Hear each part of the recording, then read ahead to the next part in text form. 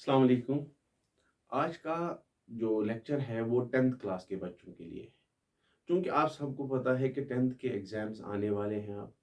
तो बेटा, चूँकि जो पैटर्न इससे पहले जो पैटर्न था वो अलग टाइप का था और अब जो पैटर्न अडॉप्ट किया है स्टेट बोर्ड ने या सेंट्रल बोर्ड ने, दैट इज़ टोटली डिफरेंट। यहाँ पे कंसेप्चुअल क्वेश्चंस पे ज़्यादा फ़ोकस है, ठीक है? तो आप जो रट्टा सिस्टम अब खत्म है अब। इसलिए बेटा आप ज़्यादा फ़ोकस करो जो कंटेंट है आपका, कंटेंट को अच्छी तरह से समझने की, ठीक है? Very good. Without wasting time I will directly go to the topic. Our topic is chemical reactions and equations, जो आपका पहला यूनिट है। पूरा यूनिट हम एक ही लेक्चर में कवर करेंगे। इसमें हम टेक्स्ट बुक क्वेश्चंस भी डिस्कस करेंगे, क्योंकि टेक्स्ट बुक क्वेश्चंस बहुत ज़्यादा इंपॉर्टेंट होते हैं, ठीक है? Very good. Now the topic here is chemical reactions. Chemical reactions को समझाने से पहले मैं आपको दो चीजें समझाऊंगा, chemical change and physical change. Basically change जो होती है, चेंज दो किस्म की होती है, या फिजिकल चेंज या केमिकल चेंज। फिजिकल चेंज जो होती है, फिजिकल चेंज उस चेंज को बोलते हैं जहां पे एक सबस्टेंस में कोई चेंज लाने के बाद उसकी कंपोजिशन जो है वो चेंज नहीं होगी। मिसाल मिसाल के तौर पर, अगर हम एक कागज के टुकड़े को काट देंगे, कागज का टुकड़ा काटने से हमने उसमें चेंज लाई, लेकिन बेटा काटने के बाद भी वो कागज ही है। तो इसका मतलब है उसकी कंपोजिशन वही वही थी जो पहले है। तो बेटा इसको बेटा बोलते हैं physical change. Now chemical change, chemical change इसका अपोजिट है। केमिकल चेंज ऐसी चेंज को बोलते हैं जहां पे एक सब्सटेंस चेंज उसमें आने के बाद उसकी कंपोजिशन जो है वो बदल जाएगी। कंपोजिशन बदलने की वजह से वहां नया सब्सटेंस बनेगा और उस नए सब्सटेंस की प्रॉपर्टी जो होंगी वो डिफरेंट होंगी। अब ये केमिकल चेंज ऐसे तो नहीं आएगा, इसके लिए एक प्रोसेस होता है। एक प्रोसेस ऐसा होता है जिससे ये केमिकल चेंज लाया जा सकता है। तो बेटा उस प्रोसेस को बोलते हैं केमिकल रिएक्शन।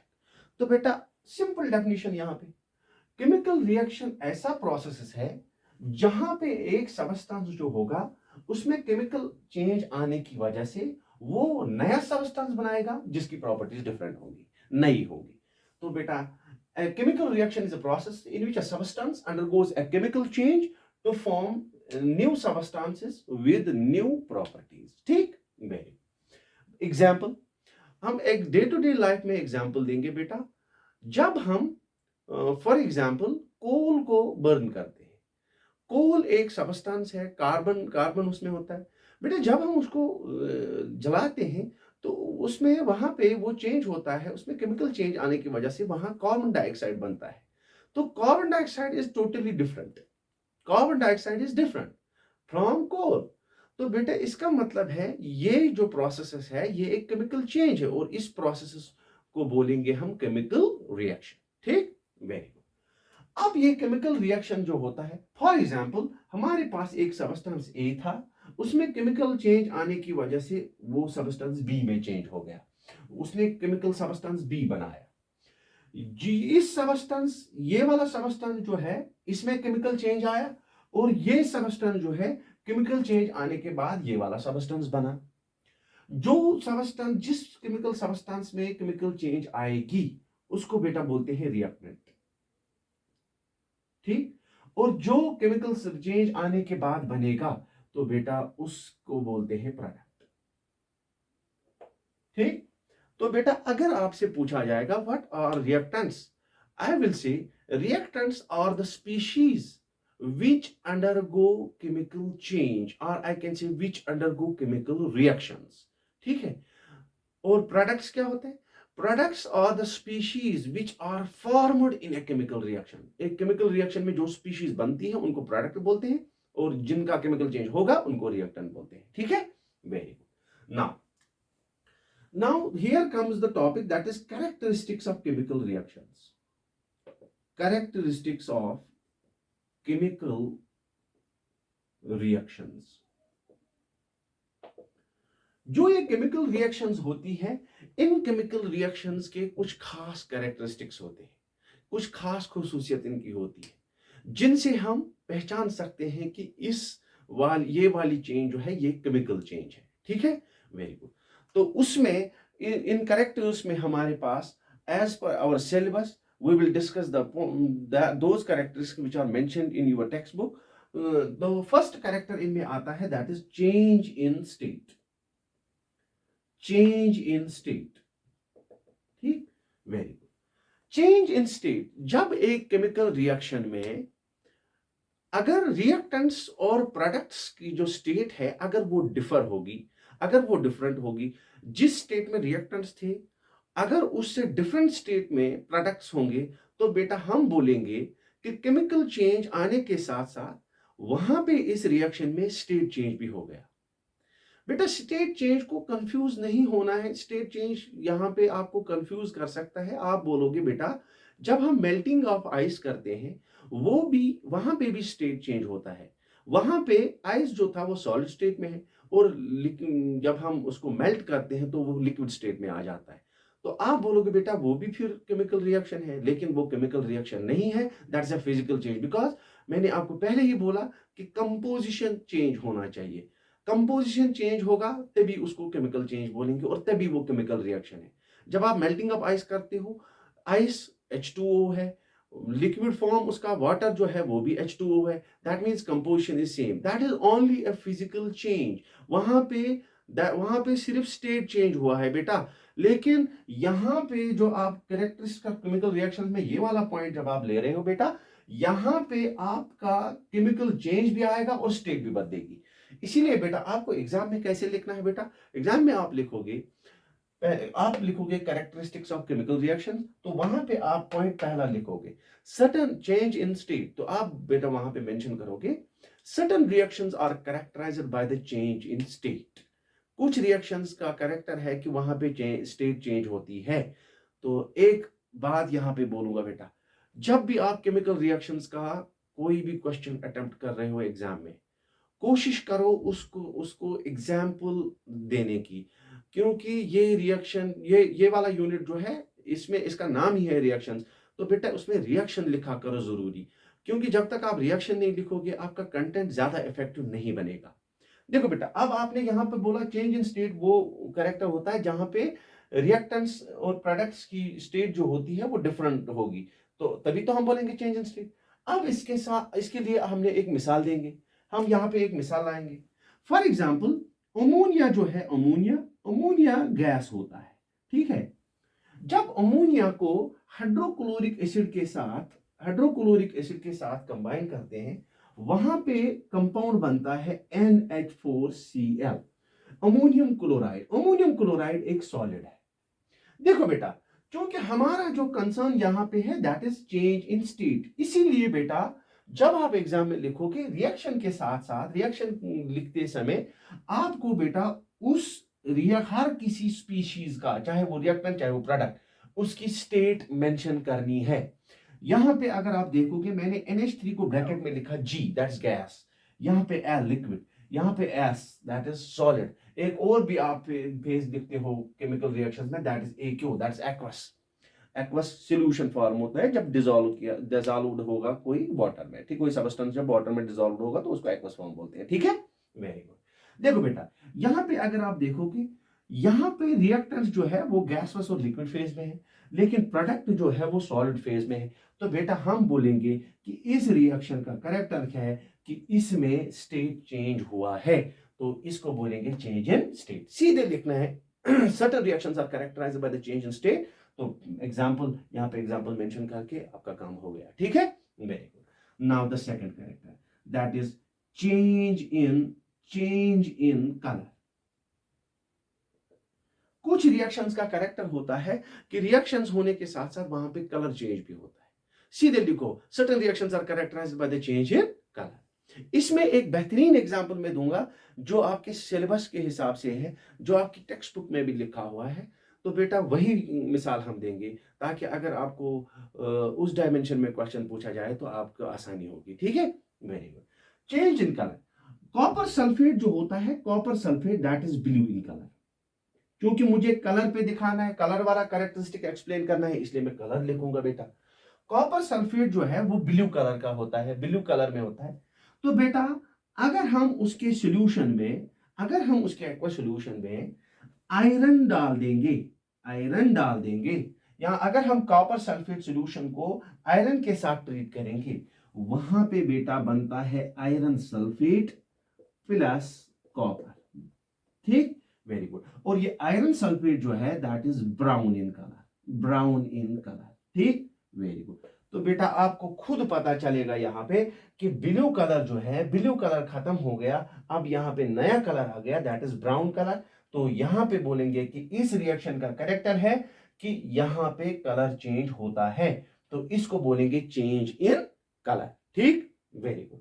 ये आपके टेक्स्ट बुक में भी लिखा गया, वहां पे एक क्वेश्चन पूछा गया आपको कि why the colour of copper sulphate solution change when an iron nail is dipped in it. तो बेटा यहाँ पे copper sulphate blue colour, iron, उसका जवाब हालांकि डिफरेंट है, क्योंकि वहां पे बेटा डिस्प्लेसमेंट रिएक्शन, वो हम आगे पढ़ेंगे, डिस्प्लेसमेंट रिएक्शन होता है वहां पे, आयरन कॉपर को डिस्प्लेस करता है और आयरन सल्फेट बन जाता है, इसीलिए आयरन सल्फेट चूंकि ब्राउन कलर का होता है, डेफिनेटली ब्लू कलर खत्म हो जाएगा। ठीक है, very good, note it down. अब हमारे पास एक और कैरेक्टर आता है that is change in temperature. पहला वाला आ गया चेंज इन स्टेट, दूसरा वाला आ गया चेंज इन कलर, अब तीसरा वाला चेंज इन टेम्परेचर। बेसिकली कुछ रिएक्शंस ऐसी होती है जिनमें हीट एब्जॉर्ब होती है, एनर्जी एब्जॉर्ब होती है, और कुछ रिएक्शंस ऐसी होती है जहां पे हीट इवॉल्व होता है। तो बेटा चूंकि हीट एब्जॉर्ब हो या हीट इवॉल्व हो, उससे बेटा टेम्परेचर में चेंज आती है। तो बेटा हीट अब्सॉर्ब या हीट इवॉल्व होने की वजह से एक रिएक्शन का कैरेक्टर होता है कि उसमें चेंज इन टेम्परेचर होता है। जब हम चेंज इन टेम्परेचर को फिर हम दो केसेस में डिफाइन करेंगे। हम बोलेंगे कुछ रिएक्शंस का कैरेक्टर है वहां पे गैस हीट अब्सॉर्ब होगी, कुछ रिएक्शंस का कैरेक्टर है वहां पे हीट इवॉल्व होगी। तो बेटा on the basis of that we classify reactions into two types. One is called as endothermic and another is called as exothermic. Endothermic reactions, endo means in, ठीक, therm means heat. तो बेटा endothermic reactions उन reactions को बोलते हैं where heat is absorbed, जहां पे heat absorb होगी। ठीक है, वेरी गुड। और एक्सोथर्मिक रिएक्शंस उन रिएक्शंस को बोला जाता है जहां पे heat exo means out and heat will be evolved, heat will be evolved because exo means out. ठीक, तो आप बोलोगे बेटा कि एंडोथर्मिक रिएक्शंस ऐसी रिएक्शंस होती है जहां पे हीट अब्सॉर्ब होगा, और एक्सोथर्मिक रिएक्शंस वो रिएक्शन होती है जहां पे हीट इवॉल्व होगा। ठीक, वेरी गुड। यहां पे मैंने एक मिसाल लिखी है, बैरियम हाइड्रोक्साइड जब अमोनियम क्लोराइड के साथ मिलता है, इसके लिए मिलने, इनको रिएक्ट करने के लिए हीट जरूरी होता है। इनको ये हीट एब्जॉर्ब करते हैं और चेंज होते हैं बैरियम क्लोराइड, अमोनिया और वाटर में। ठीक, एक सिंपल मिसाल भी मैं बता दूंगा आपको जो आपको याद रहेगा बेटा। आप अपने बायो में पढ़ते हो फोटोसिंथेसिस एंड रेस्पिरेशन। फोटोसिंथेसिस जब आप पढ़ते हो, फोटोसिंथेसिस को हम डिफाइन करते हैं कि it is the process by which plants prepare their own food. लेकिन वहां पे आप पढ़ते हो कि फोटोसिंथेसिस में कार्बन डाइऑक्साइड और वाटर जो है वो आपस में कंबाइन होते हैं in presence of sunlight. Sunlight is energy. तो बेटा इसका मतलब है फोटोसिंथेसिस होने के लिए एनर्जी जरूरी है, एनर्जी का एब्जॉर्ब होना, लाइट ट्रैप होना जरूरी है। तो बेटा इसको बोलेंगे हम that is an endothermic reaction. तो फोटोसिंथेसिस एंडोथर्मिक रिएक्शन होता है।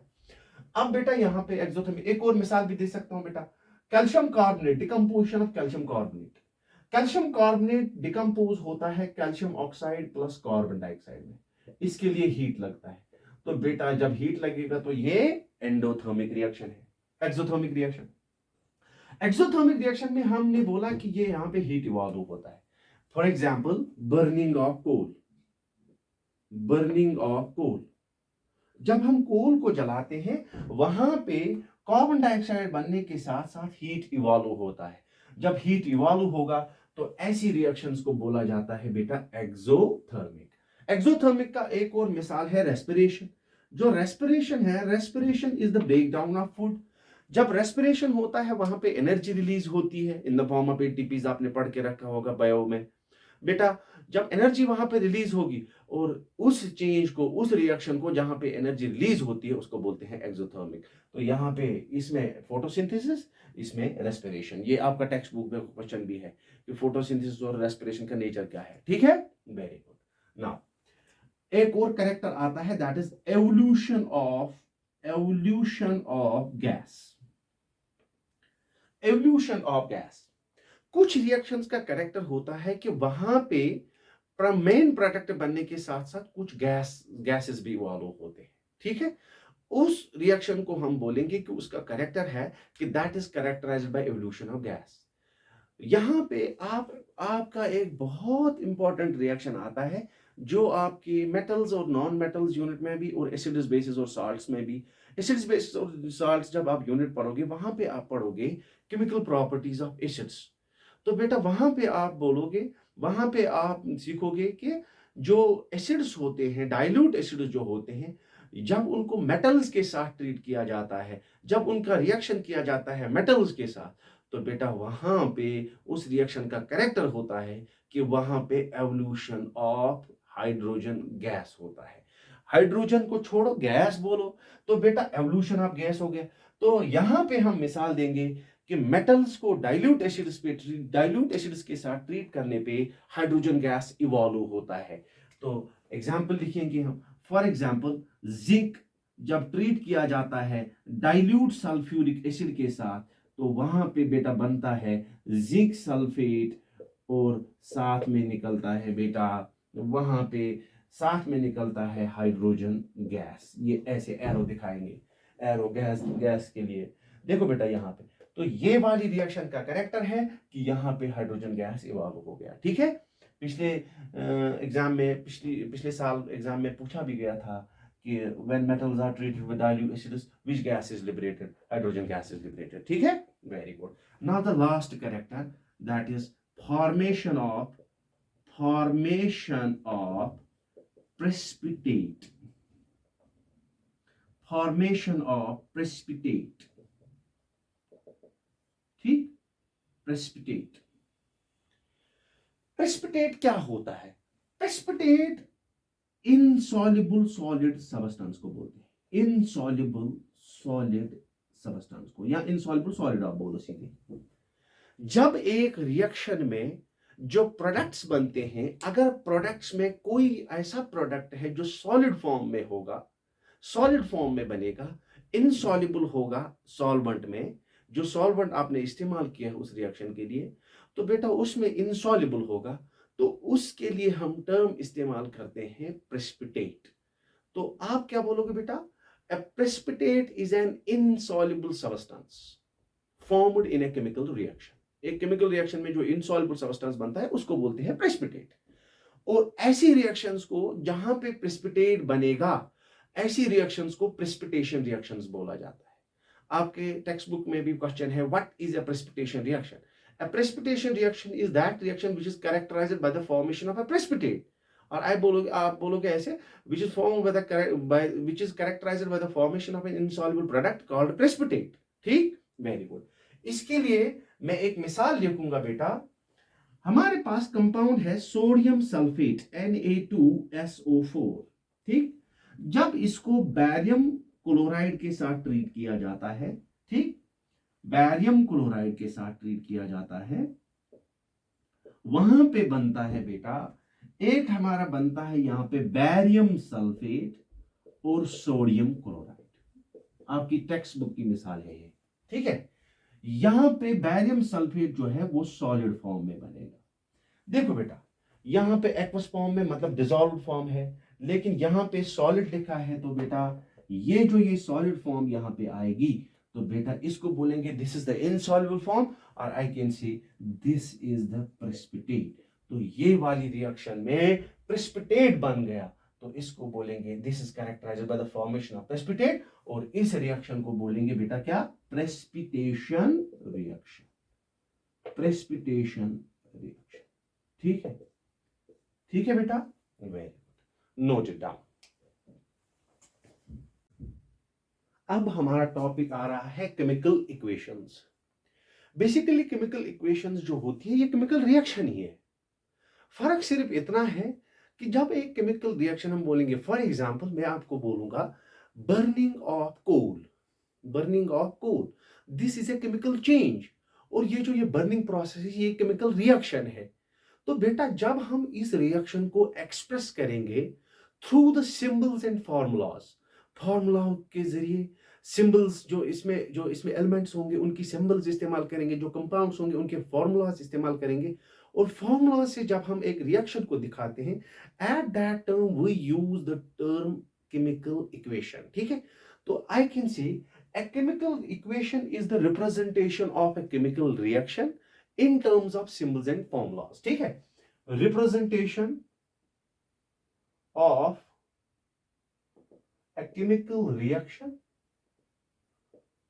in terms of symbols and formulas। किन की symbols and formulas? जो reactants और products उसमें involve होंगे उनकी symbol और formula। फॉर एग्जाम्पल मैं यहां पे लिख देता हूं बेटा, फॉर एग्जाम्पल मैं लिखूंगा hydrogen plus oxygen gives water. ठीक है, यहां पे मैं नाम लिख रहा हूं, लेकिन अगर मैं इसी को ऐसे लिखूंगा hydrogen plus oxygen it gives water, ये भी वही है जो ऊपर लिखा मैंने, लेकिन फर्क इतना है कि यहां पे मैं इन सबस्टांसेस का, इन रिएक्टेंट्स और प्रोडक्ट्स की फॉर्मूलाज इस्तेमाल कर रहा हूं। तो उस प्रोसेस को बोलते हैं बेटा, या उस चीज को हम बोलते हैं केमिकल इक्वेशन। ठीक है, नाउ ये जो ये केमिकल इक्वेशंस होती हैं they are classified into two types. इनको हम दो टाइप्स करते हैं, एक को बोलते हैं बैलेंस्ड केमिकल इक्वेशन, एक को बोलते हैं अनबैलेंस्ड केमिकल इक्वेशन। ठीक है, तो I can say here the chemical equations are of two types, one is called as balanced and another is called as unbalanced. ठीक है, वेरी गुड, खुद बताएगा ये बेटा।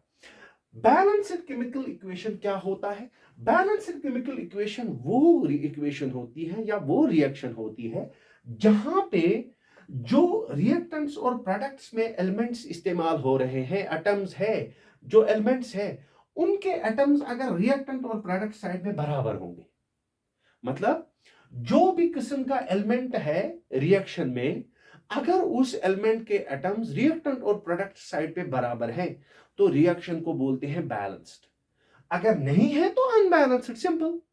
तो हम डिफाइन करेंगे a balanced chemical equation is that equation where the number of atoms of each element on the reactant and product side are equal. ठीक, जब अनइक्वल होंगे तो बेटा अनबैलेंस्ड। ठीक है, ये जो ये अनबैलेंस्ड इक्वेशन होती है, अनबैलेंस्ड इक्वेशन को स्केलेटल इक्वेशन भी बोलते हैं। ठीक है, स्केलेटल इक्वेशन भी बोलते हैं बेटा। ठीक, यहां पे मैं एक मिसाल देता हूं आपको, अगर हम यहां पे देखेंगे बेटा, रिएक्टेंट साइड पे हाइड्रोजन के दो एटम्स हैं, ऑक्सीजन के दो एटम्स हैं, प्रोडक्ट साइड पे हाइड्रोजन के दो एटम्स हैं, लेकिन ऑक्सीजन का एक ही एटम है। तो इसका मतलब है कि हर कोई एलिमेंट के एटम्स जो रिएक्टेंट और प्रोडक्ट साइड पे है वो बराबर नहीं है। हालांकि हाइड्रोजन के बराबर है लेकिन ऑक्सीजन के बराबर नहीं है। यहां पे टर्म आता है हर किसी, each element, number of atoms of each element on the reactant and product side. ठीक, वेरी गुड। अब ये जो ये बैलेंस्ड इक्वेशंस जो होती है, balanced equations are more informative. if they are more informative, that means we have to get unbalanced chemical equations changed into balanced equations। तो यहां पे सवाल आता है बेटा, how to balance a chemical equation।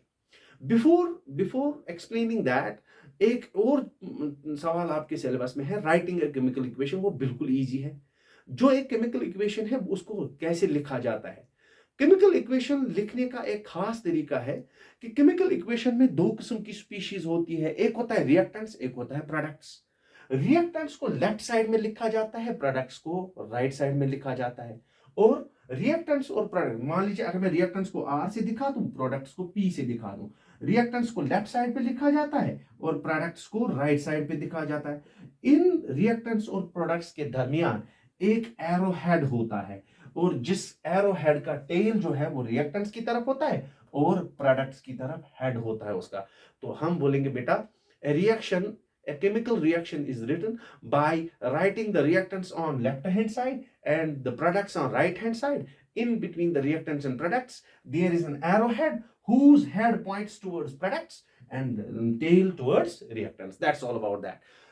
अब नेक्स्ट टॉपिक जो हमारा आ रहा है that is balancing of chemical equations. ठीक है, इससे पहले हमने बोला कि अनबैलेंस्ड केमिकल इक्वेशंस जो होती हैं उनको हमें बैलेंस इक्वेशन में चेंज करना है, क्योंकि बैलेंस इक्वेशन जो है मोर इंफॉर्मेटिव होती है। दूसरी वजह यह है कि एक लॉ है, law of conservation of mass.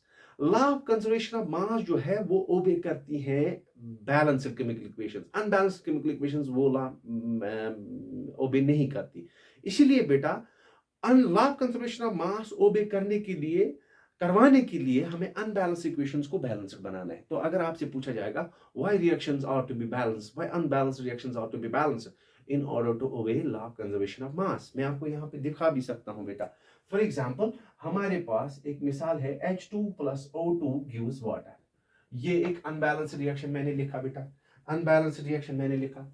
Unbalance अगर हम यहाँ पे मास देखेंगे, हाइड्रोजन एक का एक होता है, दो यहाँ पे ऑक्सीजन 16 दैट इज 32। तो बेटा यहाँ पे टोटल मास जो रिएक्टेंट्स का बन गया दैट इज 34। अगर हम यहाँ पे देखेंगे बेटा दैट इज 2 + 16 दैट इज 18। तो यहाँ पे जो मास आ गया बेटा रिएक्टेंट साइड पे 34, यहाँ पे 18। तो mass of reactants is not equal to mass of products which is against law of conservation of mass. Law of conservation of mass तभी होगा ओ भी यहाँ पे जब रिएक्शन बैलेंस्ड होगी। ठीक है बेटा, वेरी गुड। मान लीजिए अगर मैं यहाँ पे 2 टाइम्स कर देता हूँ, अगर मैं यहाँ पे ऐसे देखो बेटा, अब आप इसको बैलेंस बनाएंगे तो बेटा अगर मैं लिखूंगा यहाँ पे H2 + O2 गिव्स वाटर। ठीक है, अब यहाँ पे 2 टाइम्स, यहाँ पे 2 टाइम्स, यहाँ पे मास आ गया 4, यहाँ पे 32, टोटल आ गया 36, यहाँ पे 4 + 2 32 दैट इज 36। तो बेटा यहाँ पे भी 36, यहाँ पे भी 36। ये बैलेंस इक्वेशन है। बैलेंस इक्वेशन में यहाँ पे भी प्रोडक्ट्स का मास भी 36 और यहाँ पे भी 36। तो इसका मतलब है mass of reactants is equal to mass of products. ठीक है, वेरी गुड। नाउ देखो बेटा, नाउ अब हमें पता चल गया कि balanced equations law of conservation of mass obey करती है। तो हम अब हमें सीखना है कि बैलेंस कैसे करेंगे रिएक्शंस को। आपके लिए जो मेथड है that's called hit and trial method. Though there are many methods for balancing equations, अगले क्लासेस में आप सीख जाओगे बेटा, लेकिन आपके लिए सबसे आसान तरीका दिया है हमने यहाँ पे, that is hit and trial method. Very simple method, hit and trial method बहुत इजी है बेटा। आप एग्जाम में डेफिनेटली पूछे जाते हैं इसमें से क्वेश्चंस। तो बेटा इसको सीखो, 2 मिनट आपको लग जाएंगे, कुछ लिखना नहीं है, बैलेंस करो बस खत्म। ठीक है, देखो बेटा आप कैसे करोगे इनको। जब भी आपको बैलेंसिंग करनी है वहां पे मैं आपको एक तरीका दिखाता हूं बेटा। आप एक काम करना, आप ऐसे ऐसे टेबल बनाना, टेबल। ठीक है, तो यहां पे आप लिखना एलिमेंट्स। ठीक है, कितने साइड्स होते हैं रिएक्शन के? 2 साइड्स, एक रिएक्टेंट्स एक प्रोडक्ट्स। ठीक है, तो बेटा आप लिखना यहाँ पे रिएक्टेंट्स और यहाँ पे लिखना है प्रोडक्ट्स। ठीक है, वेरी गुड। ये एलिमेंट्स में आपने देखना है कि रिएक्शन में कौन कौन सा एलिमेंट है, कौन कौन से एलिमेंट के एटम्स है। अगर हम इस रिएक्शन की जो मैंने यहाँ पे मिसाल लिखी है, ये आपके टेक्स्ट बुक की मिसाल है, टेक्स्ट बुक के हिसाब मिसाल, क्योंकि आप जब बुक खोलोगे घर में तो आपको यही मिसालें दिखेंगी, आपको आसान हो जाएगा बेटा। देखो यहाँ पे अगर हम रिएक्शन में देखेंगे आपको यहाँ पे रिएक्टेंट्स में अगर हम देखेंगे आयरन यहाँ पे डेफिनेटली जो यहाँ पे होगा वहां पे भी होगा। देखो बेटा इस रिएक्शन में आयरन के एटम्स हैं, हाइड्रोजन है, ऑक्सीजन है। तो बेटा सीधे लिख देना है यहाँ पे आयरन और फिर बेटा कौन, फिर हाइड्रोजन, वेरी गुड, फिर शाबाश ऑक्सीजन। ठीक है, very very good. Elemental form इनकी लिखनी है बेटा। देखो बेटा आयरन जो है, अब आपने देखना है कि आयरन के कितने एटम्स रिएक्टेंट साइड पे है और कितने एटम्स प्रोडक्ट साइड पे है। अगर हम देखेंगे यहाँ पे रिएक्टेंट्स पे आयरन के का एक एटम है और प्रोडक्ट्स के साइड पे 3 है। ठीक है, यही मैंने लिखा, रिएक्टेंट्स पे 1, यहाँ पे 3। अब बेटा हाइड्रोजन, हाइड्रोजन यहाँ रिएक्टेंट साइड पे 2 है और प्रोडक्ट साइड पे भी 2 है। ठीक है, वेरी गुड।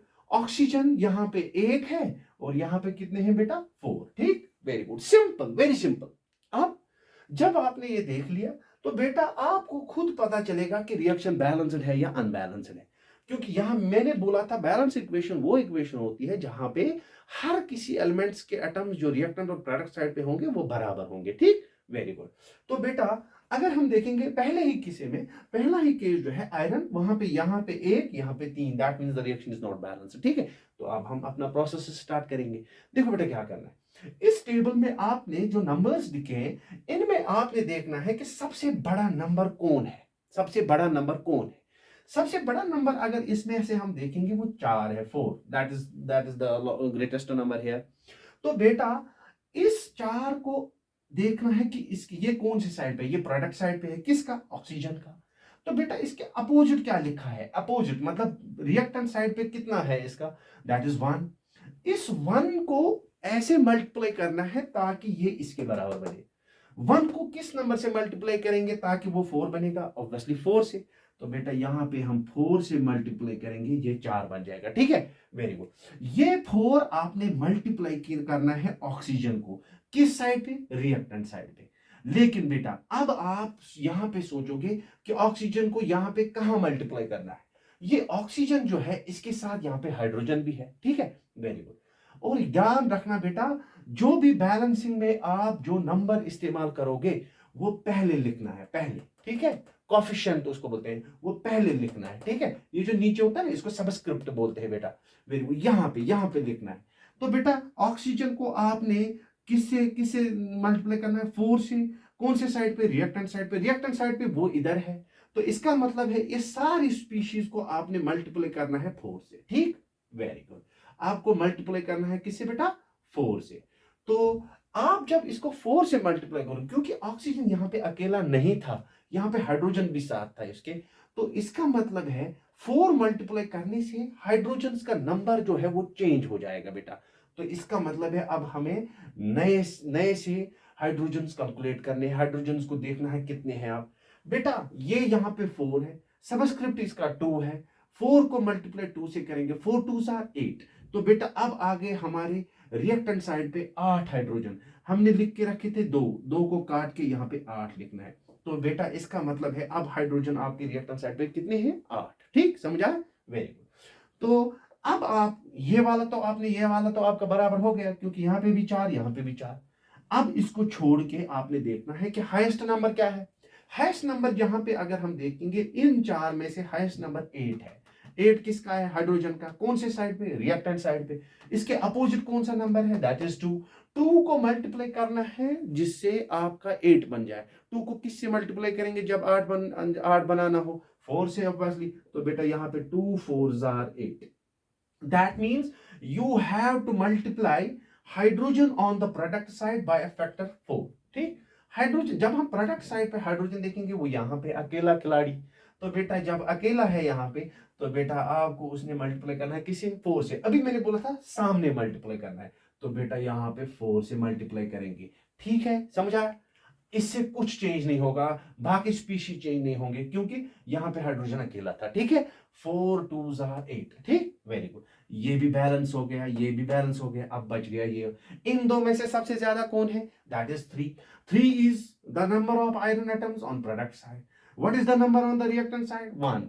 1 को मल्टीप्लाई करना है उस नंबर से जिससे ये 3 बन जाए, दैट मीन्स 1 3 3। अब आपने बेटा इस आयरन को रिएक्टेंट साइड पे 3 से मल्टीप्लाई करना है। किसको, आयरन को। किस साइड पे, रिएक्टेंट साइड पे। रिएक्टेंट साइड पे आयरन यहाँ पे है, तो बेटा आपने यहाँ पे लिखना है 3।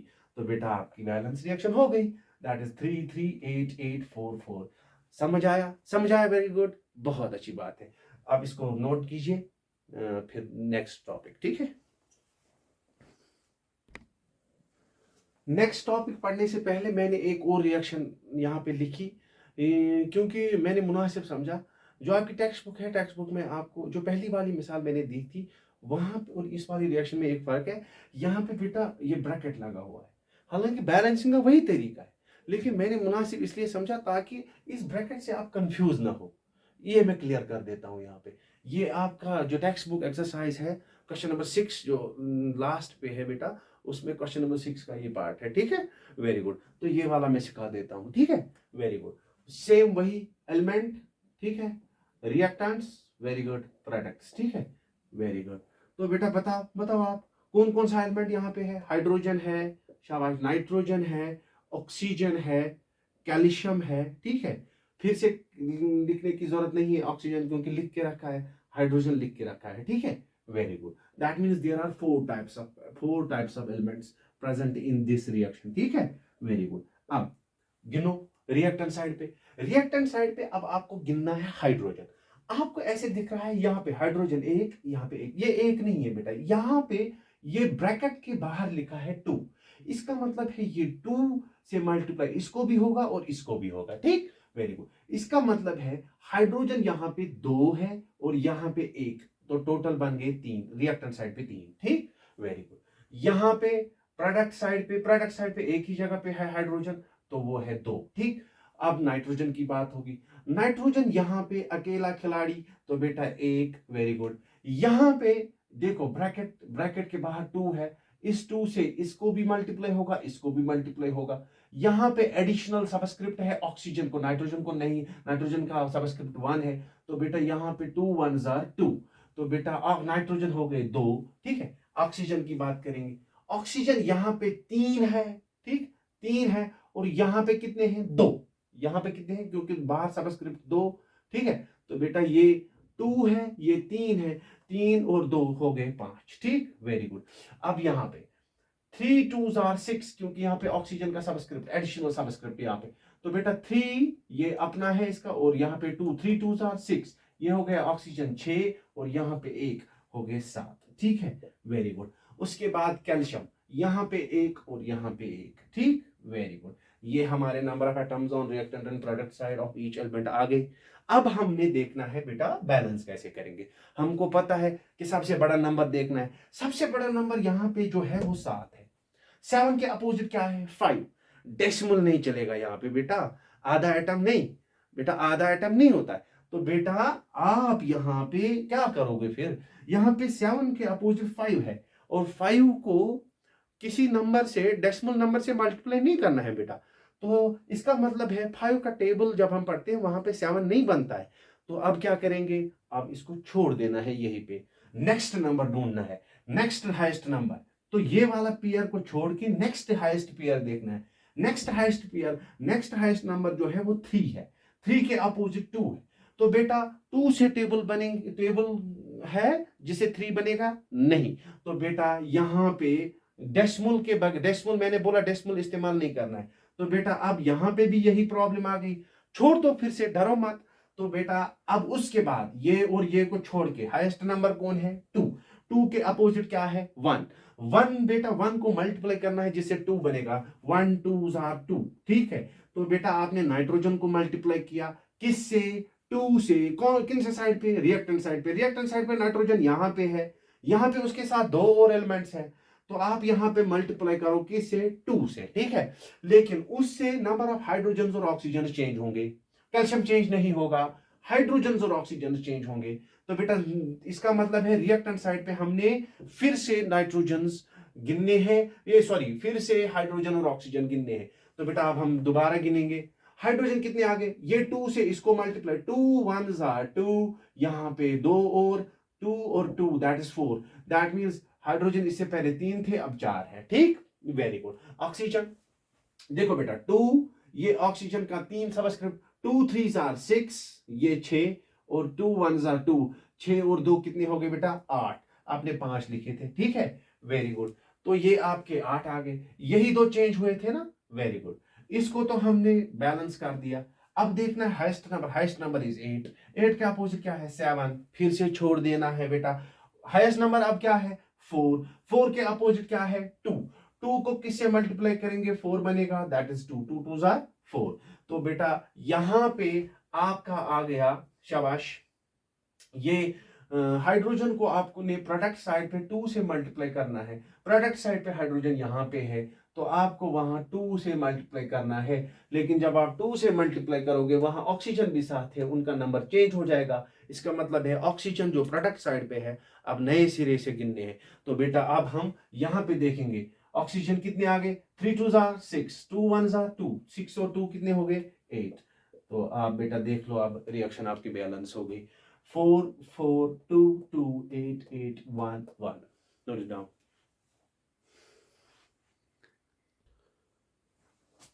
Now comes another topic, that is types of chemical reactions. ठीक है, सबसे इंपॉर्टेंट टॉपिक इसमें है, हर बार एग्जाम में पूछा जाता है, यहाँ पे आपको एक या दो टाइप्स पूछे जाते हैं। लेकिन बेटा एक बार फिर से बोलूँगा, जब भी आपको कोई भी टाइप पूछा जाएगा उसको आप डिफाइन कीजिए, लेकिन एग्जाम्पल ज़रूरी है, क्योंकि एग्जाम्पल जब आप देते हो उससे एग्जामिनर समझ जाता है कि बच्चे को पता है कि ये वाला रिएक्शन क्या है। ठीक है, वेरी गुड। जहाँ तक केमिकल रिएक्शंस की बात है, chemical reactions are classified into combination, decomposition, displacement, double displacement, oxidation and reduction। जब आप हायर क्लास में जाओगे आप बहुत सारे टाइप सुनोगे, लेकिन बेटा जनरली हम जब हम उनको क्लासिफाई करते हैं, हमारा क्लासिफिकेशन की 5 टाइप्स यहाँ पे सिलेबस में है। पहले वाले को बोलते हैं कॉम्बिनेशन रिएक्शन, नाम ही बोलता है क्या है, कंबाइन कंबाइन। तो कॉम्बिनेशन रिएक्शन उस रिएक्शन को कॉम्बिनेशन रिएक्शन बोलते हैं जहां पे दो या दो से ज्यादा रिएक्टेंट्स आपस में कंबाइन होंगे। जब वो कंबाइन होंगे, कंबाइन होने के बाद वो कोई सिंगल प्रोडक्ट बनाएंगे। तो I can say a combination reaction is that reaction in which two or more than two reactants they combine to form a single product। Example, यहां पे एग्जाम्पल मैंने लिखा है कार्बन और oxygen. This is the combustion. Combustion जब हम बोलते हैं कंबस्टन, कोल की कंबस्टन लिखी हुई है यहाँ पे। तो बेटा यहाँ पे कार्बन और ऑक्सीजन आपस में मिलके कार्बन डाइऑक्साइड बनाते हैं। ये एक रिएक्टेंट है, ये दूसरा रिएक्टेंट है, ये आपस में कंबाइन होके एक ही प्रोडक्ट बना रहे हैं। तो इसको बोलेंगे ये दोनों कंबाइन हो गए और एक ही प्रोडक्ट बनाए, तो ये हो गई कॉम्बिनेशन रिएक्शन। सेम एग्जांपल है, हाइड्रोजन और ऑक्सीजन मिलके वाटर बना रहे हैं, ये एक रिएक्टेंट, ये दूसरा रिएक्टेंट कंबाइन होके एक ही प्रोडक्ट, तो बेटा इसको बोलेंगे कॉम्बिनेशन रिएक्शन। नाउ इसको मैंने, ये भी एक कॉम्बिनेशन रिएक्शन है, लेकिन इसको मैंने यहाँ पे इंपॉर्टेंट लिखा क्योंकि इस रिएक्शन पे आपके टेक्स्ट बुक में क्वेश्चन आया है, तो बेटा आपको एग्जाम में भी पूछा जा सकता है। पहले मैं इस रिएक्शन के बारे में, कैल्शियम ऑक्साइड को वाटर में जब डालते हैं, वाटर में डिसॉल्व करते हैं, तो बेटा वहां पे कैल्शियम हाइड्रोक्साइड बनता है। कैल्शियम ऑक्साइड को क्विक लाइम बोलते हैं और कैल्शियम हाइड्रोक्साइड को दूसरा नाम सिलिकेट लाइम बोलते हैं। ठीक है, वेरी गुड। ये व्हाइट वॉशिंग जो होती है, व्हाइट वॉशिंग हम करते हैं, उसके लिए हम क्विक लाइम इस्तेमाल करेंगे, क्योंकि क्विक लाइम को वाटर में वाटर डालते हैं, वहां पे कैल्शियम हाइड्रोक्साइड बनता है। और फिर जब हम व्हाइट वॉशिंग करते हैं बेटा, वहां पे जब हम कैल्शियम हाइड्रोक्साइड, ये कैल्शियम हाइड्रोक्साइड होता है बेटा, ये कैल्शियम हाइड्रोक्साइड कार्बन डाइऑक्साइड के साथ मिलता है जो एयर में होगा, ये बनाता है वहां पे कैल्शियम कार्बोनेट। ठीक है, वेरी गुड, जिसको लाइम भी बोलते हैं बेटा। मार्बल की फॉर्मूला भी यही है, यही पॉइंट आपके टेक्स्ट बुक में भी लिखा हुआ है बेटा। तो ये कैल्शियम कार्बोनेट जो है, that is the main product there. तो बेटा हम अब मैंने ये वाली रिएक्शन क्यों लिखी, देखो बेटा, पहली बात ये तो एक कॉम्बिनेशन रिएक्शन है, क्योंकि यहाँ पे कैल्शियम ऑक्साइड और वाटर कंबाइन होकर कैल्शियम हाइड्रोक्साइड बना रहे हैं, तो हमारा ये काम निकल गया।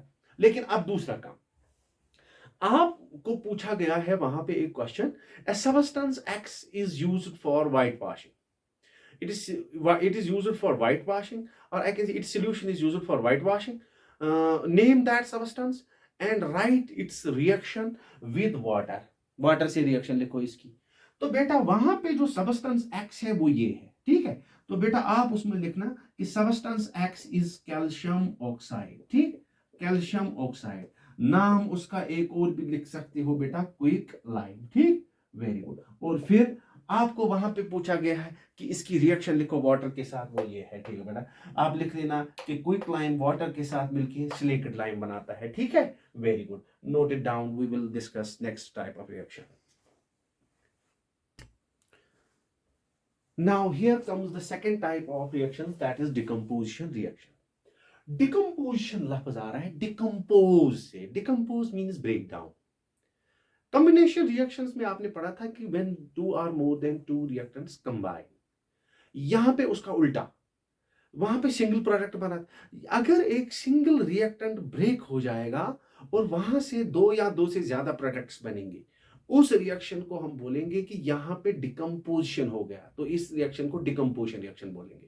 तो डिकम्पोजिशन रिएक्शन एक ऐसी रिएक्शन होती है where a single reactant is broken down into two or more than two products। ठीक, आपको सिंपल याद रखना, डिकम्पोज मीन्स ब्रेक डाउन। ठीक, वेरी गुड। अब ये डिकम्पोजिशन, यहाँ पे अगर मिसाल आप देखोगे, कैल्शियम कार्बोनेट एक रिएक्टेंट था, ब्रेक होके कैल्शियम ऑक्साइड और कार्बन डाइऑक्साइड बनाया, प्रोडक्ट्स दो बन गए।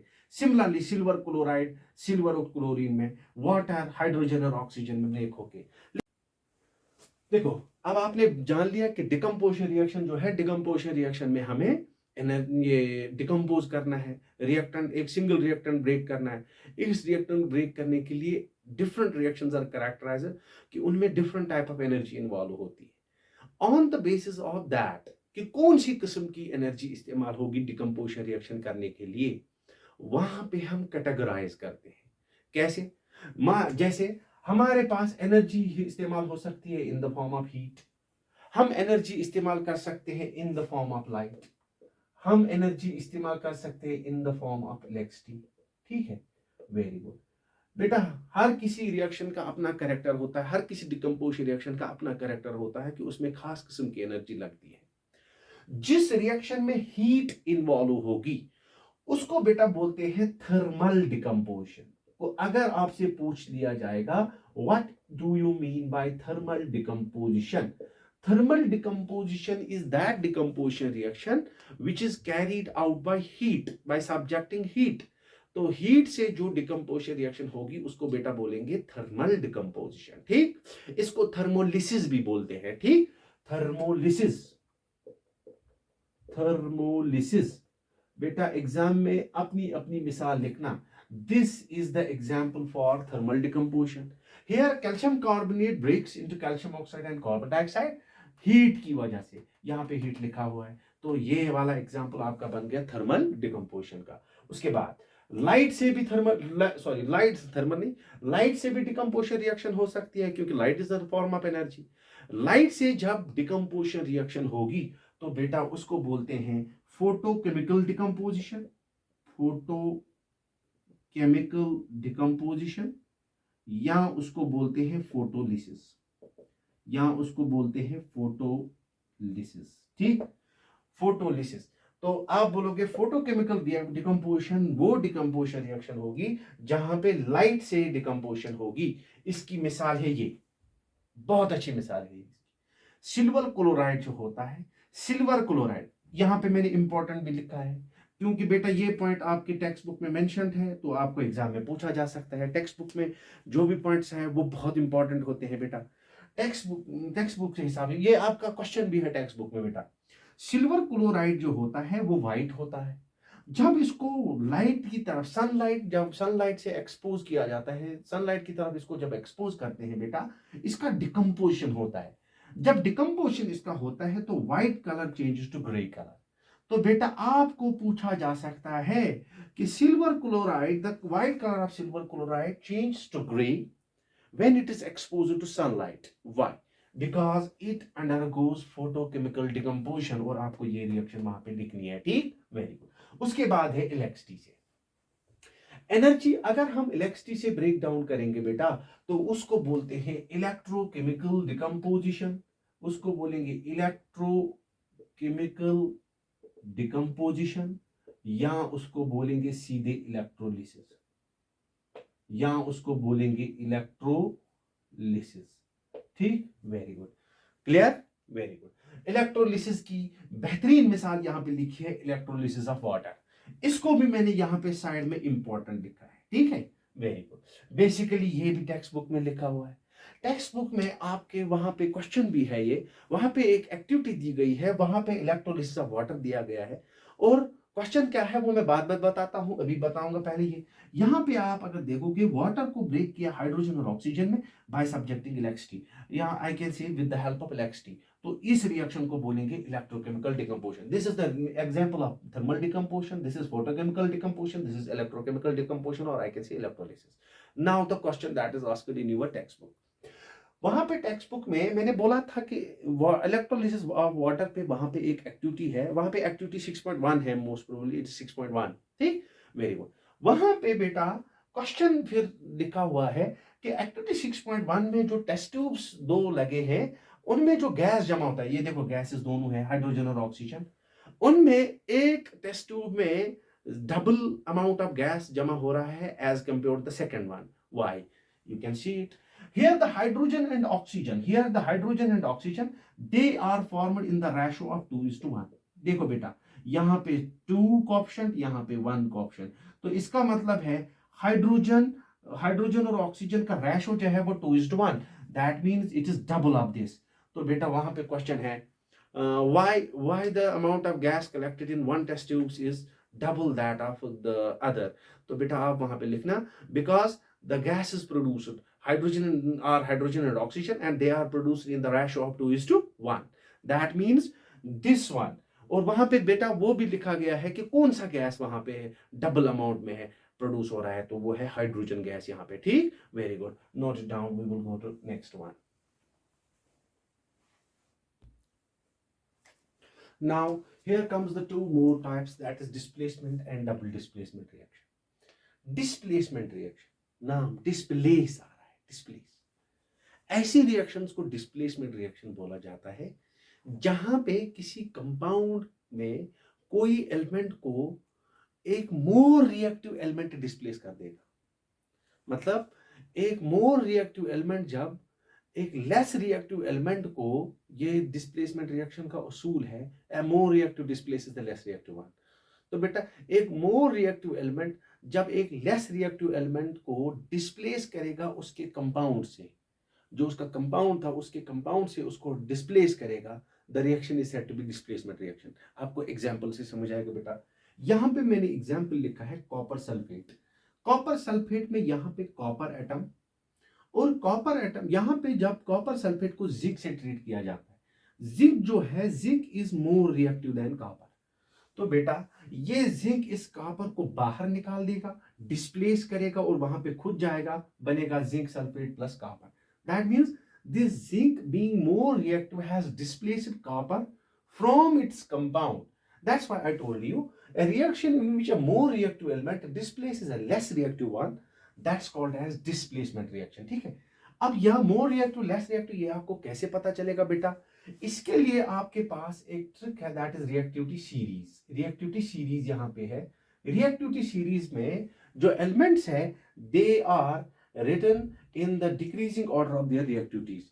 यहाँ पे अगर आप देखेंगे टॉप पे पोटेशियम आ रहा है, फिर सोडियम, फिर कैल्शियम, फिर मैग्नीशियम, जितना आप नीचे नीचे जाओगे रिएक्टिविटी कम होती जा रही है। देखो बेटा अगर हम ये दोनों देंगे, देखो बेटा यहाँ पे कॉपर और जिंक था, कॉपर अगर देखोगे कॉपर यहाँ पे है, जिंक अगर देखोगे जिंक ऊपर है। अभी मैंने बोला था जितना नीचे जाएंगे reactivity come, that means zinc is more reactive than copper. That's why बेटा यहाँ पे डिस्प्लेसमेंट रिएक्शन हो जाएगी।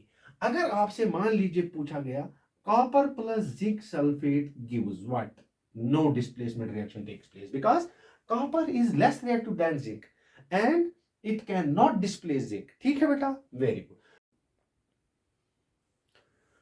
अब बेटा जो ये रिएक्टिविटी सीरीज आपकी है, इस रिएक्टिविटी सीरीज को याद रखने के लिए एक सेंटेंस आप याद रख लो, आपको याद हो जाएगी। ये सेंटेंस मैंने यहां पे लिख के रखा, please stop calling me a zebra, instead try learning how copper saves gold।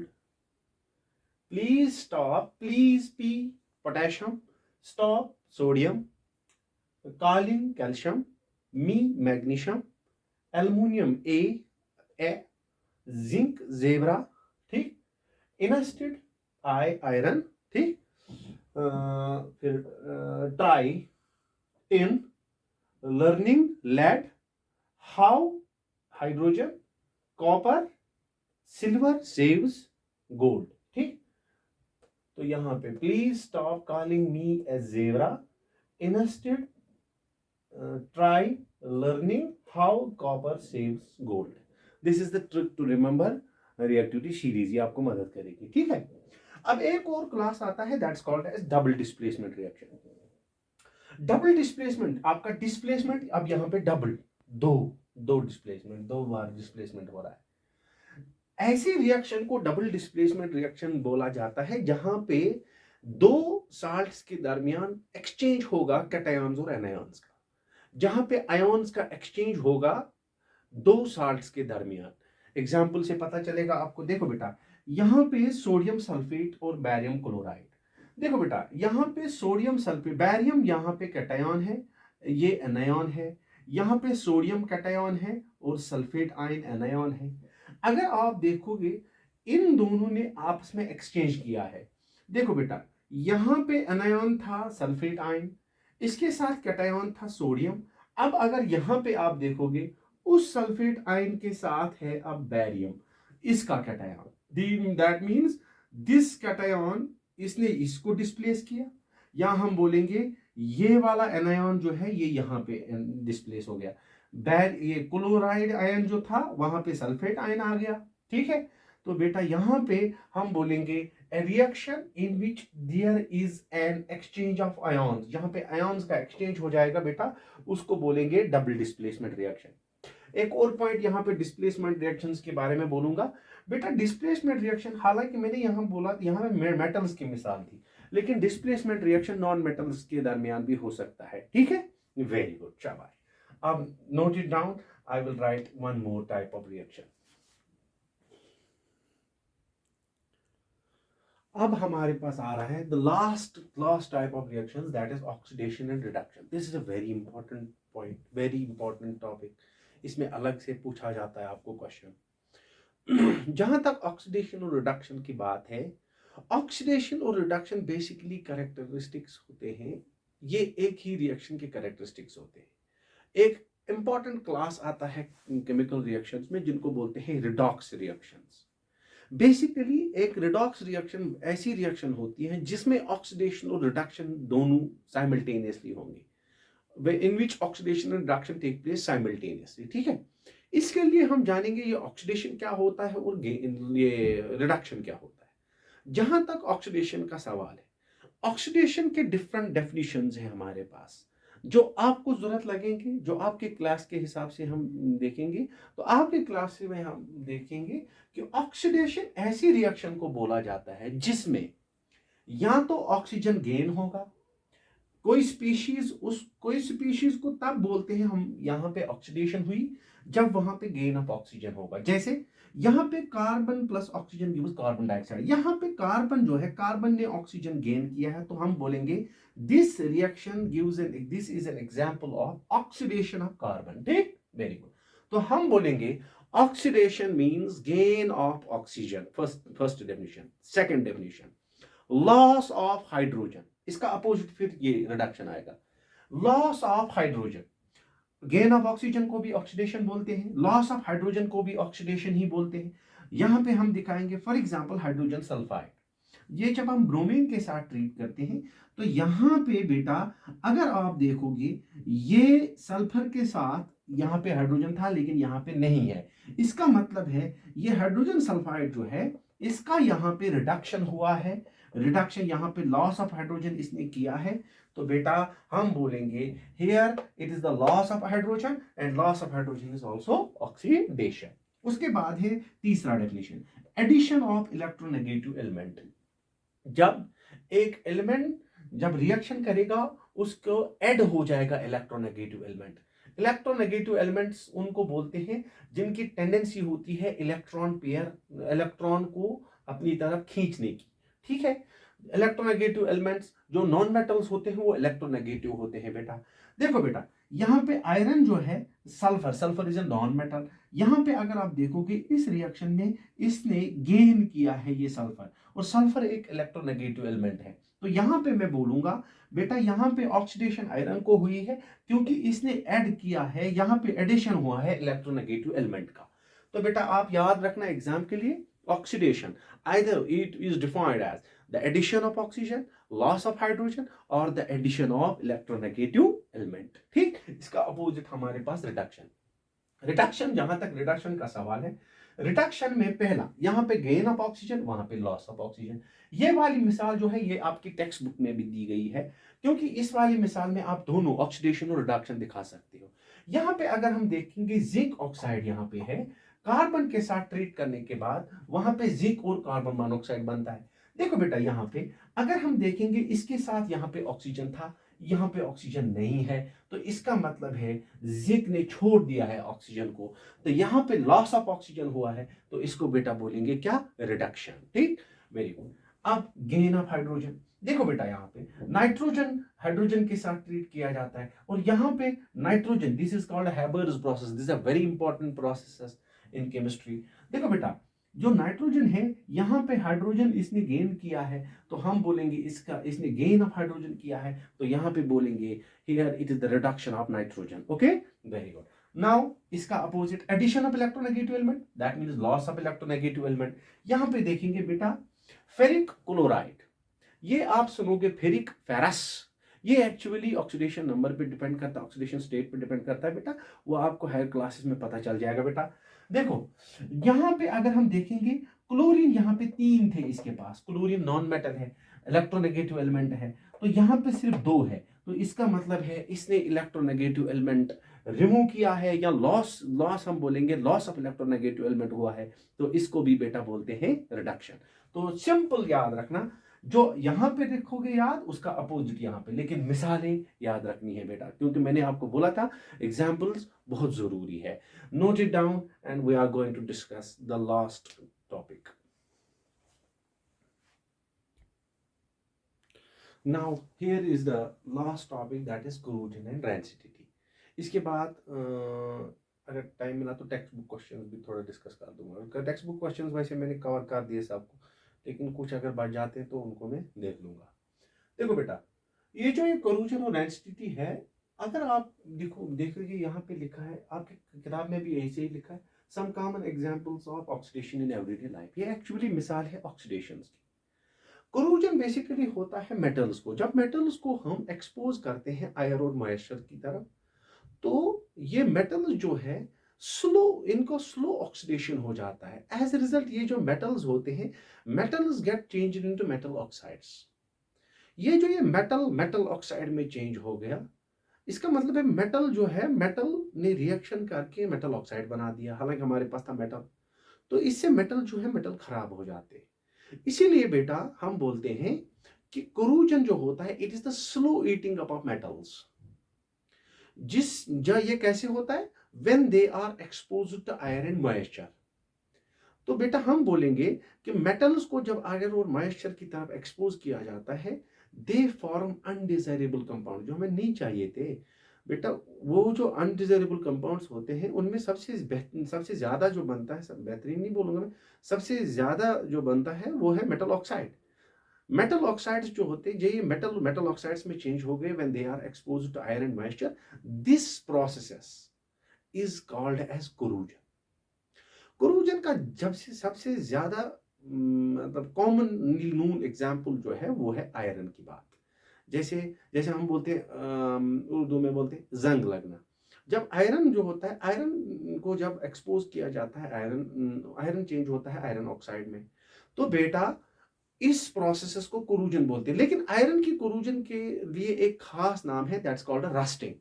तो हम बोलते हैं बेटा corrosion of iron is called as rusting. ठीक है, तो हम बोलेंगे कोरोजन क्या है, when metals are exposed to iron and moisture. ठीक है, moisture, they change into metal oxides. ठीक है, this process where metals upon exposure to iron and moisture get changed into metal oxides, this is called as corrosion. This is a harmful process. ठीक है, अब बेटा ये corrosion जो है, इससे मेटल खराब हो जाते हैं, तो बेटा अब आपको इसके लिए methods of prevention of corrosion, जो आपको metals and non metals unit है वहां पे भी है, यहाँ पे मैं ऐसे ही हाईलाइट करूंगा पॉइंट्स। कोरोजन को डिफरेंट तरीके से हम प्रिवेंट कर सकते हैं। जैसे हमारे पास एक प्रोसेस है, सिंपल पेंट्स अप्लाई करना, बाय अप्लाइंग पेंट्स। ठीक है, आपको पूछा जाता है what is corrosion, how can it be prevented, तो बेटा आप पेंट्स अप्लाई कर दो। एक और चीज आता है बेटा, दैट इज गैल्वेनाइजेशन। ठीक है, एनोडाइजिंग। ठीक, सिंपल तरीके हैं ये।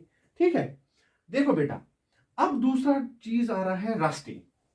रस्टिंग जो होता है, रस्टिंग फूड आइटम्स, जो ऑयल और फैट कंटेनिंग फूड आइटम्स होते हैं, उनकी एक प्रॉपर्टी है या उनके साथ एक किस्सा हो जाता है जब हम उनको एक्सपोज करते हैं for a long time to air. जब हम उनको खुला रख देते हैं, जो फैट कंटेनिंग या ऑयल कंटेनिंग फूड्स जो होते हैं, उनको जब हम एक्सपोज रखते हैं आयर की तरफ बहुत टाइम तक, तो उनका स्मेल जो है, टेस्ट जो है, वो चेंज हो जाता है। ठीक, तो उनका स्मेल और टेस्ट इसलिए चेंज होता है क्योंकि उनको स्लो ऑक्सीडेशन हो जाती है। वो जो फैट कंटेनिंग या ऑयल कंटेनिंग फूड्स जो होते हैं, उनको एक्सपोज करने, आयर की तरफ एक्सपोज करने से जो उनका ऑक्सीडेशन हो जाता है, उस ऑक्सीडेशन को बेटा बोलते हैं rancidity. Though that means rancidity is the oxidation of oil और fat containing foods when they are exposed to air. ठीक, तो इसका मतलब है इससे जो फूड आइटम्स होते हैं वो भी खराब हो जाते हैं। That means both of these are negative processes. ठीक है, रैंसिडिटी जो होते हैं, रैंसिडिटी को हम प्रिवेंट कर सकते हैं अगर हम एयर टाइट कंटेनर्स में फूड आइटम्स को स्टोर करेंगे। या अगर आपने देखा होगा चिप्स पैकेट के बारे में आप सुनते ही हैं कि चिप्स पैकेट्स जो होते हैं उनमें नाइट्रोजन गैस भरा होता है, क्योंकि नाइट्रोजन जो है दैट्स एन इनर्ट गैस। ठीक, जो इनर्ट गैस, तो वो रिएक्ट नहीं करेगा, तो इससे बेटा बेटा हम रैंसिडिटी को प्रिवेंट कर सकते हैं। ठीक है, तो बेटा यहाँ पे बोलूंगा मैं कि I have written here rusting, sorry, it is rancidity. Rancidity, ठीक, रैंसिडिटी को हम प्रिवेंट करते हैं बेटा, prevented by storing food items in airtight containers. Okay, very good. या हम बोलेंगे in an atmosphere of inert gases, like inert gas atmosphere में अगर हम स्टोर करेंगे लाइक नाइट्रोजन गैस, ठीक है, तो उससे आप रैंसिडिटी को प्रिवेंट कर सकते हैं। ठीक है, very good, note it down.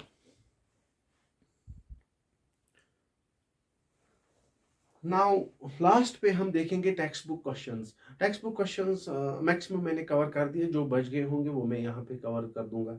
ठीक है बेटा, आप अपनी टेक्स्ट बुक का पेज नंबर 6 देख सकते हो। पेज नंबर 6 पे आपका पहला क्वेश्चन जो है that is why should a magnesium ribbon be cleaned before burning. ठीक, मैग्नीशियम के बारे में अभी जो रिएक्टिविटी सीरीज आपको याद होगी, अगर मैंने बोला था please stop calling me A zebra, calling me is magnesium.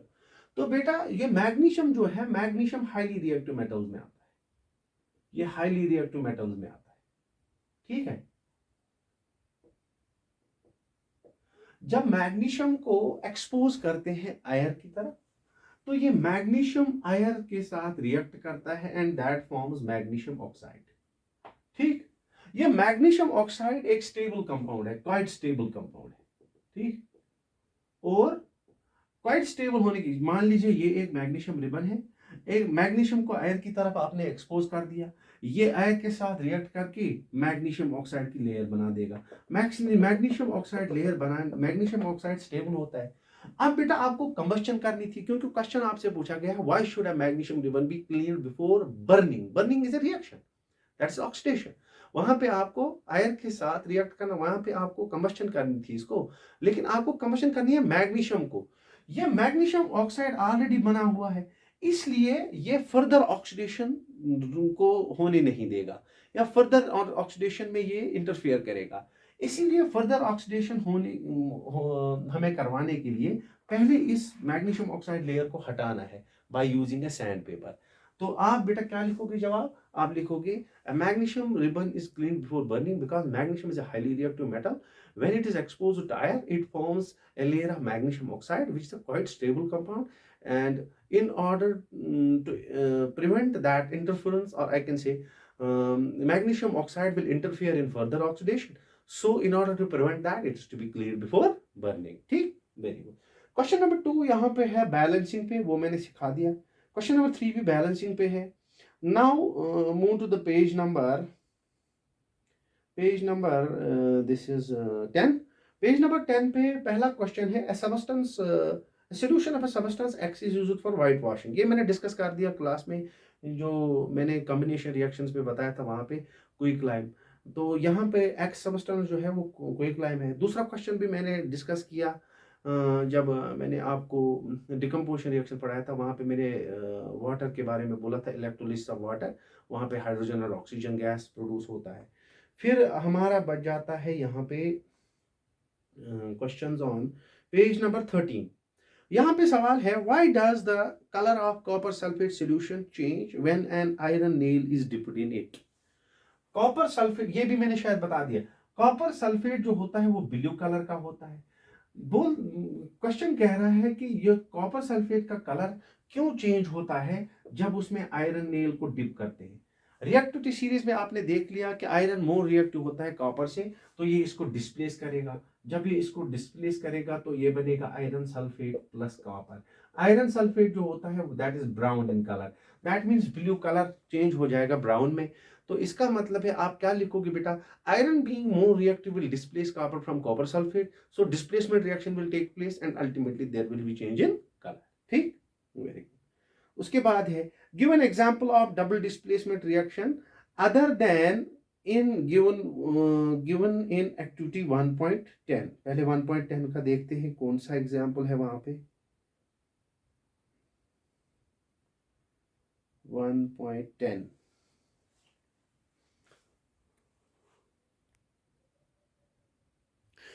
जो हमारा एक्टिविटी 1.10 है, एक्टिविटी 1. में डबल डिस्प्लेसमेंट रिएक्शन का एग्जांपल दिया है sodium sulphate plus barium chloride. ये वाला एग्जांपल दिया है, sodium sulphate plus barium chloride gives sodium chloride plus barium sulphate.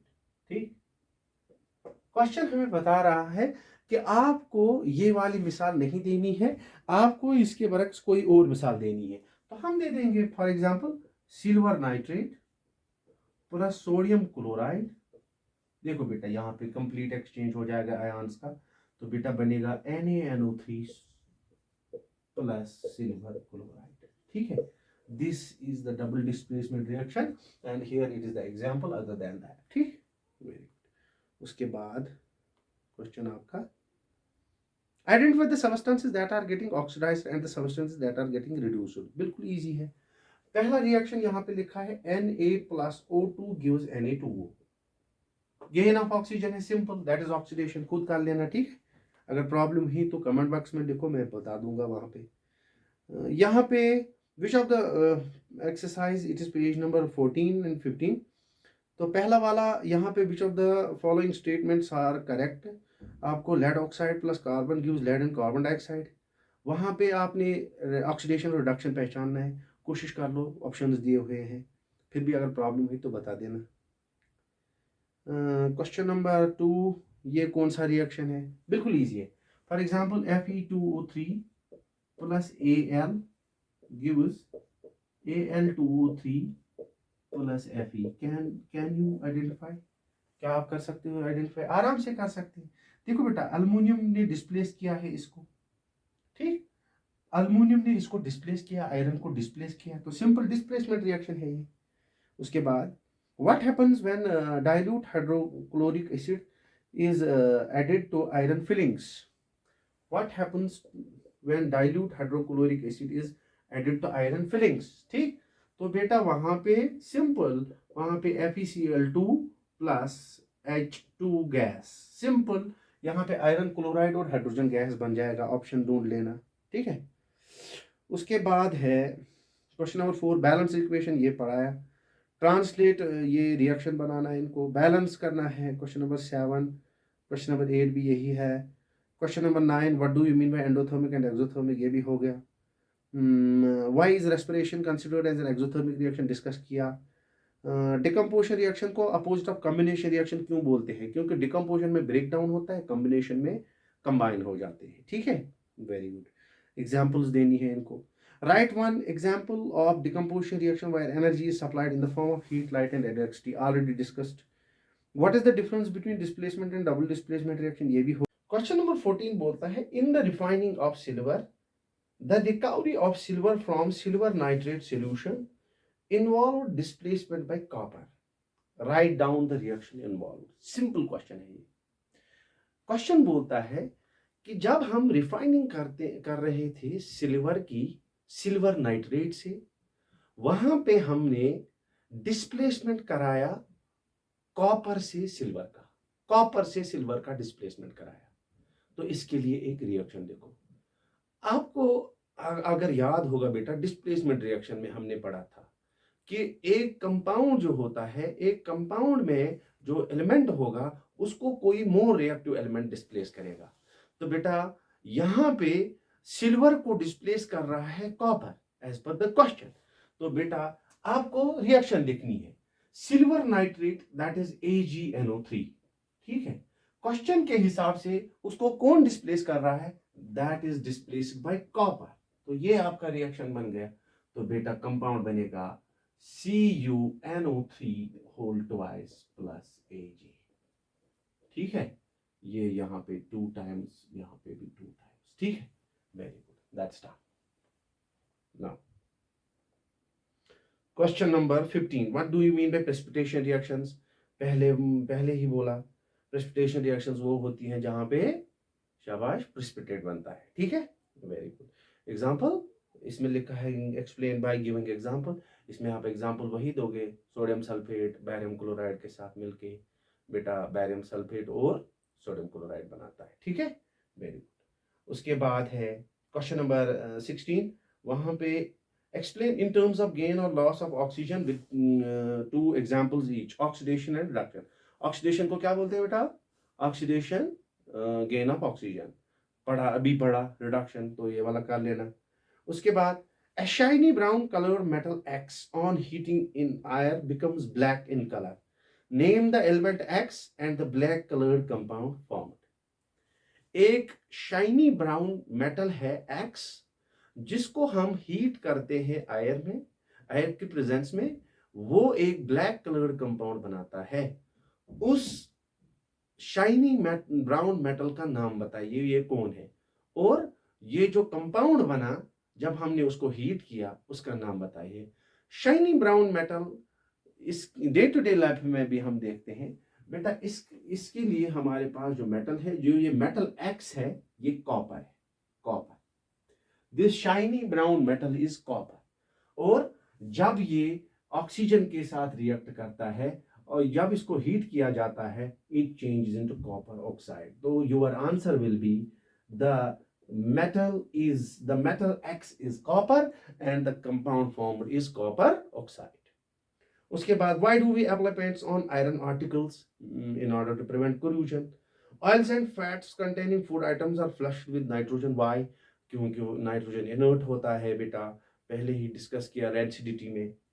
तो explain the following terms with one example is corrosion and rancidity. Corrosion और rancidity हमने पढ़ लिया, that's all, that is the whole unit is done and dusted. Hope you have loved this session, wish you best of luck. जब ये वाला unit आप study करोगे तो उसके बाद हम कमेंट्स में लिख देना, तो हम नेक्स्ट लेक्चर आपके लिए लाएंगे। Thank you.